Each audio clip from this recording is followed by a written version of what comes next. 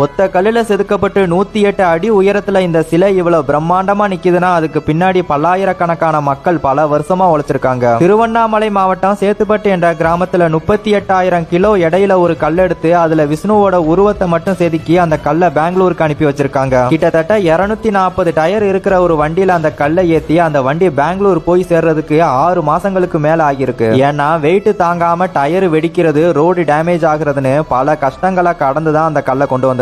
பெங்களூர்ல ஈஜிப்ரா என்ற இடத்துக்கு கொண்டாந்த அந்த சிலையை கிரைன் மூலமா தூக்கி நிப்பாட்டுறதுக்கு 5-6 மாசங்கள் ஆகியிருக்கு. 2014 இருந்து 2018 வரைக்கும் அந்த சிலையை செதுக்கி 2018 இருந்து 2019 அந்த சிலையை தமிழ்நாட்டில இருந்து பெங்களூர் கொண்டு வந்து 2019 இருந்து 2025 வரைக்கும் மற்ற வேலைகளெல்லாம் பார்த்து ஒரு பிரம்மாண்டமான விஷ்ணு சிலையை உருவாக்கி இருக்காங்க. பெங்களூர் ஈஜிப்ரால இருக்கிற அந்த சிலைக்கு 2 நாளைக்கு முன்னாடி தான் கும்பாபிஷேகம் நடந்து முடிஞ்சிருக்கு.